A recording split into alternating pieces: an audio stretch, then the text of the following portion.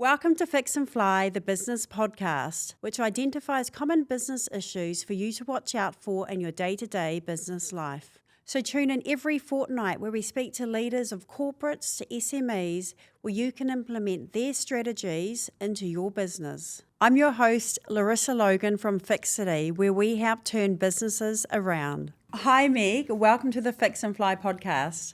Thank you so much for having me. Pleasure to be here. So for our listeners that don't know anything about you, can you please tell us a little bit about your journey to where you are now? Great question. It's been one of those squiggly line careers, to say the least. So I started out very much in the leadership development space, so completely different, and I've just spent my career following my passions, following the things that interested me, which led me into the education space, particularly in disruptive technologies. And sitting in that space, what I found, because I was working with people doing their masters, and what I really found there was that people had these great ideas, but it was how to take this forward in terms of business and executing. So that led me to Creative HQ, where I spent a lot of time in innovation and working on incubators and accelerators with different startups. And then that narrowed down again to really focusing in on the fintech space, which is where I've landed now. So you're also COO of a fintech. Do you want to tell us a little bit about that? Yeah, so fractional COO at Tandym, which is an incredible startup, if I do say so myself. So what we are doing there is a shared investing platform. So the idea being that, if groups of people want to invest together, whether think it's your family and there's a newborn baby and you want to set up a fund for them, or if it's potentially a girls' trip that you're all saving up for at the end of the year. It's a platform that allows a space where easily you can create your groups that you're going to invest with. You can propose different assets that you want the group, and then the group can vote on what they want. So it's this real community, shared decision-making, and this ability to really make investing something you can do together, because fundamentally we believe that investing's more fun and just better when you do it together. So what are the key challenges you're seeing in the fintech sector at the moment for startups getting off the ground? Controversial potentially take on this one, but it's AI without a use case.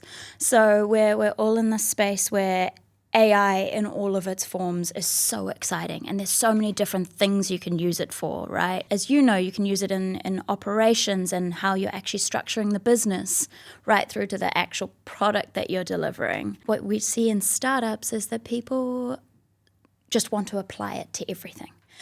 Everything becomes exciting, and it's having that real discipline to say, what's the actual problem that we're solving here?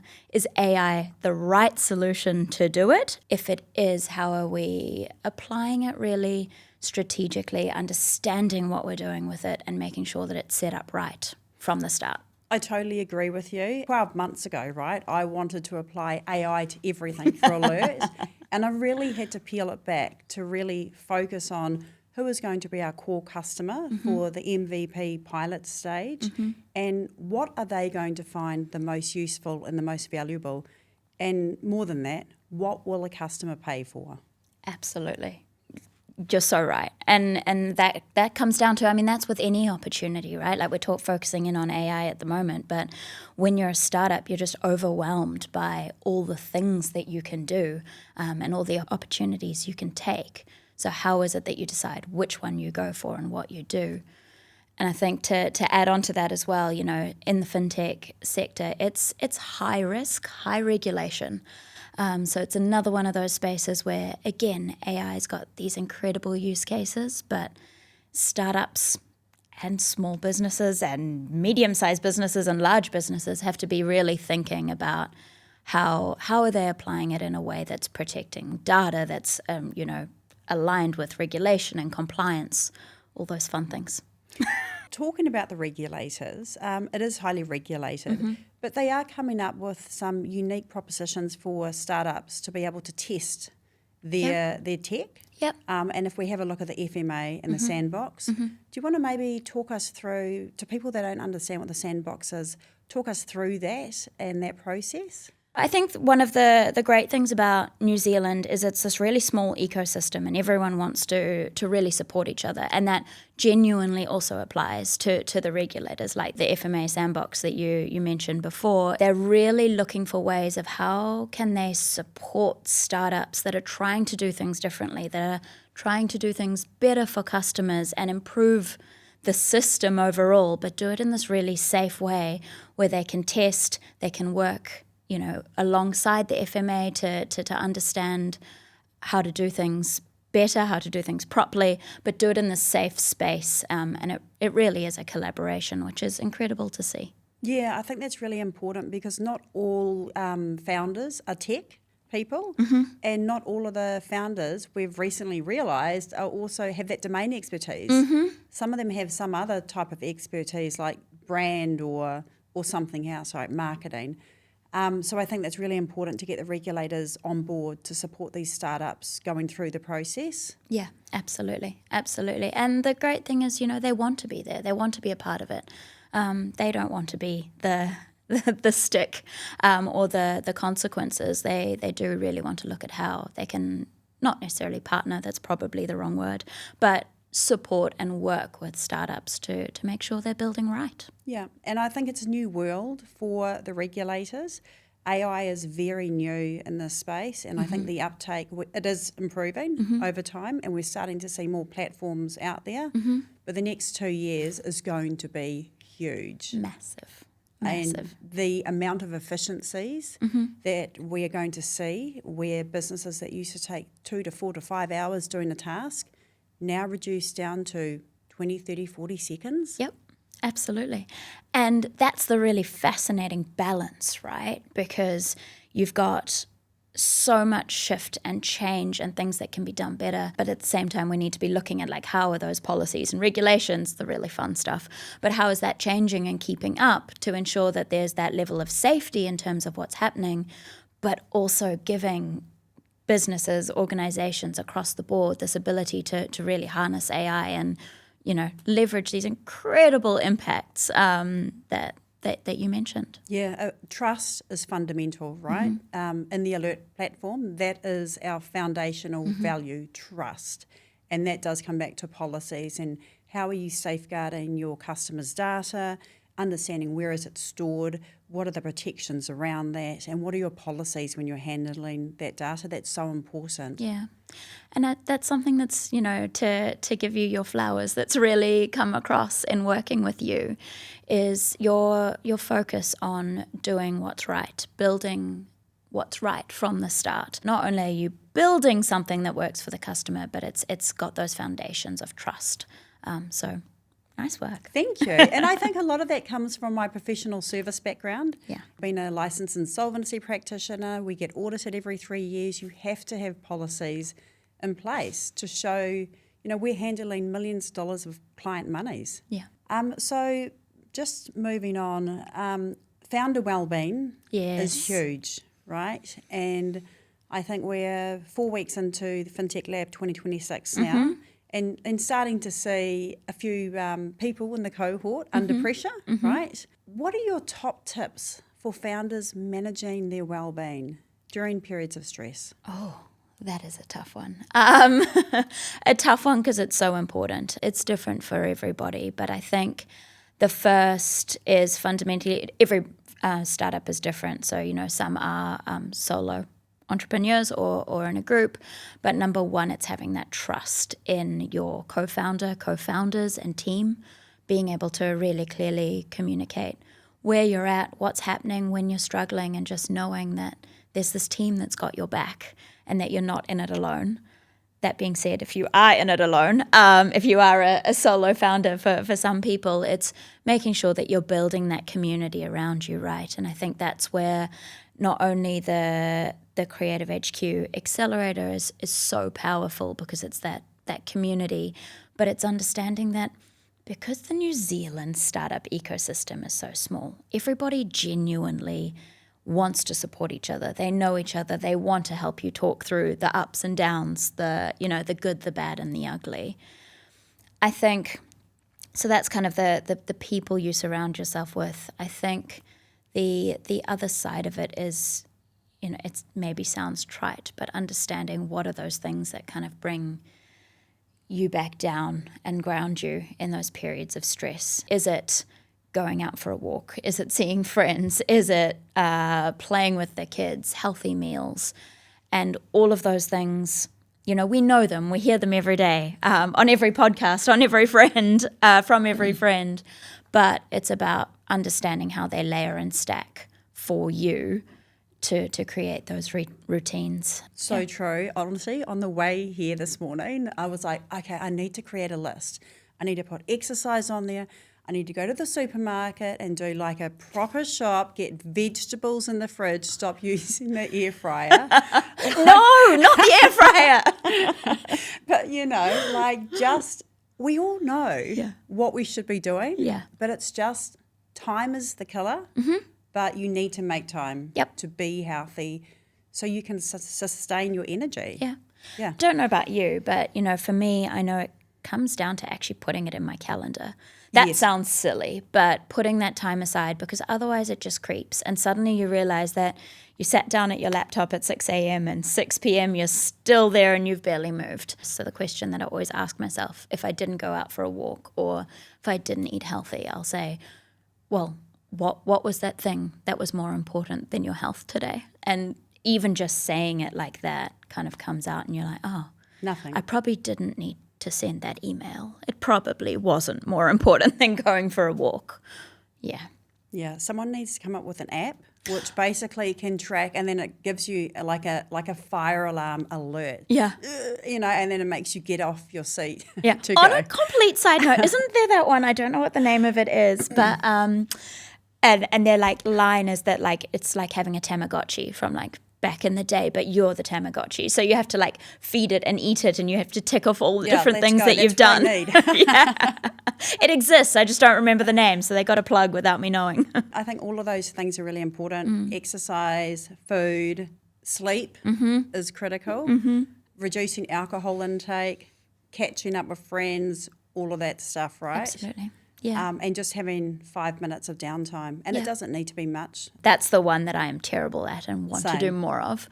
And I think the other thing as well, kind of coming back to that community and understanding that no one's in it on your own, is really reaching out and asking for help when you need it. You don't have to ask the perfect person. Ask someone close to you and work with them to figure out where you can go, who you can talk to, who can help.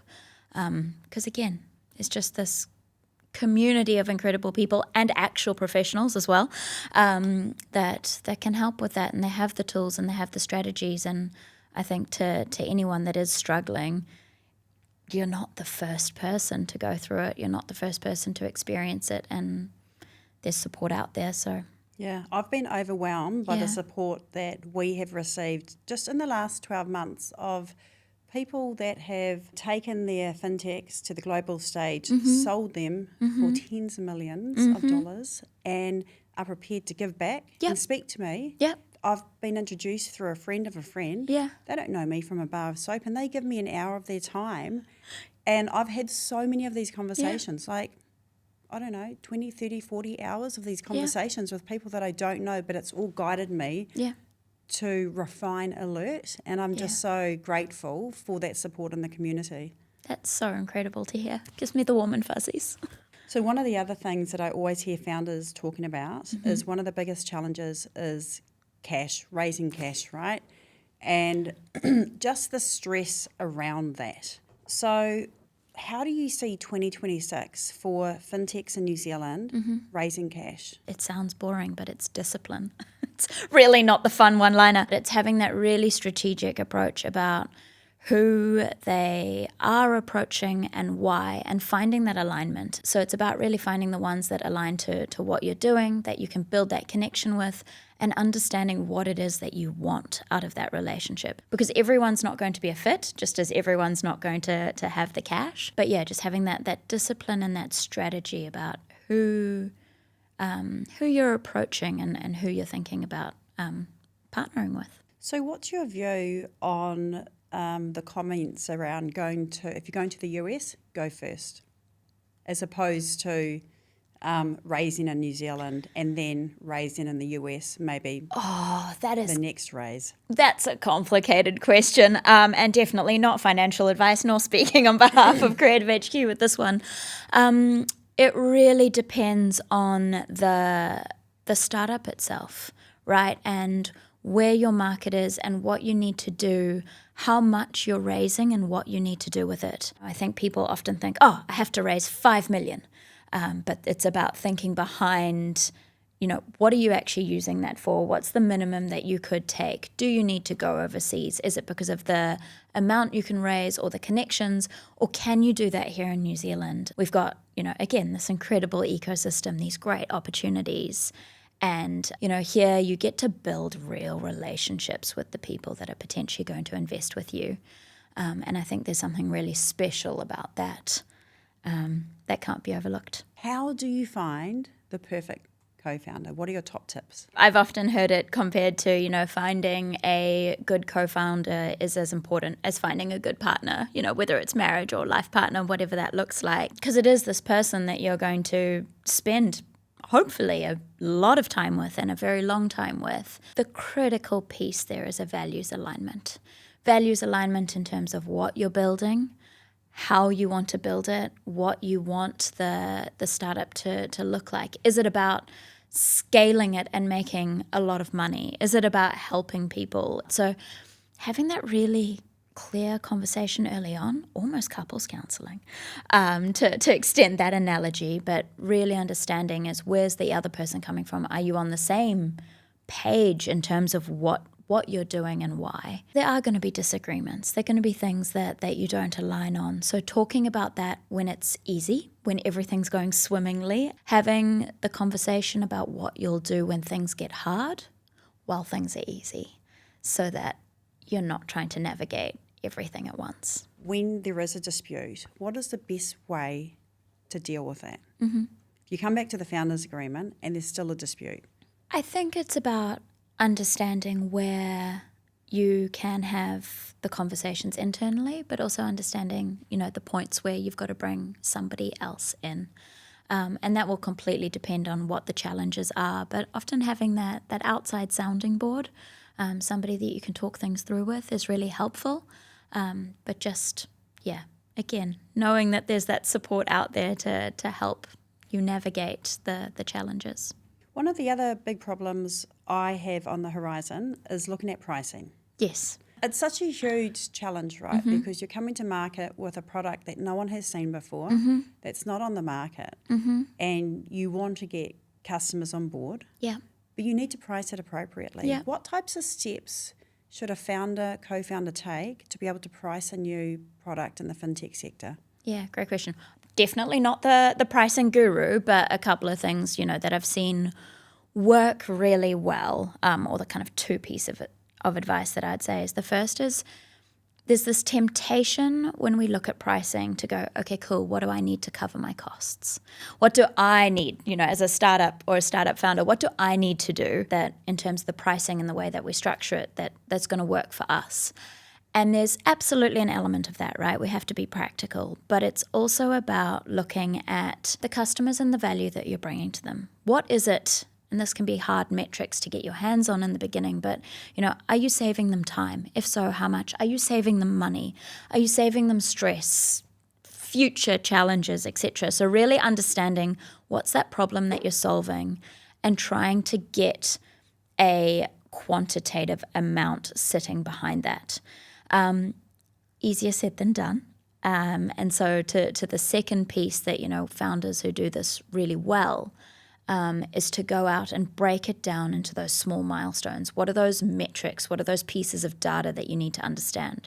So say you're saying to somebody, cool, I'm saving you 5 hours a day, or I'm saving you $50,000 in costs at the end of the line. It's to go out and try and validate that in small ways. So talking to your customers, saying, whether it's through testing the product or taking them through your prototype and going, this is what I've got, This is how I think it would solve your problem. This is the number that I'm thinking on the other side of it. And really just trying to collect those data points early on so that you can get that pricing right. And then not being afraid to change it, to be honest. Test, adjust, iterate. And that's one of the things you just said, go back to your customers. Being customer obsessed is one thing that I've learnt over the last 12 months. Yeah. Your customers have all the answers. You actually just need to have the conversation to draw that out of them to be able to implement, a strategy into your business. Yep. And the thing is, we often don't want to. If we're actually honest with ourselves, right? Talking to customers can be scary. We get told over and over again that we're meant to. But when you do talk to them, you're putting your baby in front of them. It's, something that you've put blood, sweat, and tears into. What if they don't like it? What if they don't validate the things that you want to hear? And I think it's about going to customers and genuinely putting all of that aside and saying, what are they really telling me? And if that wildly contradicts an assumption that you had or something that underpins what you've built, go home, have a cry, bottle of wine, and then, rebuild, figure it out. Okay, cool. How can I incorporate what I've heard into what I'm doing? Because it is so important. The next thing I'd like to discuss with you is the cap table. That's one of the biggest things on founders' minds. When I take on new investment, how much equity do I give away? It's a hard one. There's people that just really know this space well, so it's going to talk to the experts, understanding it, understanding what you're willing to give versus what you get in return. But the biggest piece of advice there, talk to the experts, understand it, and then make it fit for your startup. So what are your top 3 tips for someone wanting to start a business in 2026? Yeah, great question. I think the first thing, which connects to what we've been talking about already, is validate early. Collect as many different data points that you can. Talk to people, talk to other people in the industry, understand who your competition is, and just really understand what your fit is. We hear the words product market fit a lot, and it can start to lose its meaning and lose its impact, but it just really is critical to know what it is you're building and how that fits into the market and how your customers are really going to interact with it. Do they really want it? Is it a real problem that you're solving for them? I think the second thing is, as you know, it's a wild ride. It's not easy. I full respect to anybody that has a startup and decides to take this path, because you do everything, every single piece, and it's all on your shoulders, and it's hard work and it's stressful. So the thing that really holds you through all of that is you've got to believe in what you're doing. You've got to love it, and be really passionate. Know that you're making a difference, and that doesn't have to be you're changing the world, but you're making a significant impact for someone, and you believe in why you're doing it. Because the highs are great, but when the lows are low, having that foundation to really carry you through. The third thing, which has kind of been a running theme through everything that we've spoken about before, but it's building that community around you, because they're going to be everything. They're going to hold you together. Oh, I love that. Your top 3 tips are product market fit, making sure you have a purpose, so when times are tough, you've got something to ground you, and making sure that you tap into the community around you to take on support if you need it. Perfectly summarised. Moving on to some personal questions. What is the best piece of business advice you have ever been given? Yeah, interesting. Shout out to my husband who gets the credit for this one, which is really around starting to get comfortable in sitting with discomfort. And it's about making decisions when you don't have all the answers. So I think with startups and potentially depending on a personality type, not calling myself out there, we really want to make the right decisions, and we want to collect all the information so that we're making that decision right first time. And I think that's a wildly unrealistic expectation. So the best piece of advice is really learn to make decisions with 80% or less of the information, and get really clear with yourself on what are those decisions that you can make quickly, because you can change your mind, you can go back, you can shift things. It's not it's not set in stone, versus knowing what are those decisions that really matter, that impact, that once you make them, you can't turn back. That is some amazing advice. Thank you so much for joining me today. I really think our listeners are going to be able to take some valuable insights away. And I wish you all the best in the future. Thank you so much for having me. It's been great to be here. Thank you so much for watching this episode. If you enjoy the Fix and Fly podcast, make sure you like, comment and subscribe, and share with anyone you think will find this useful. We look forward to seeing you next time.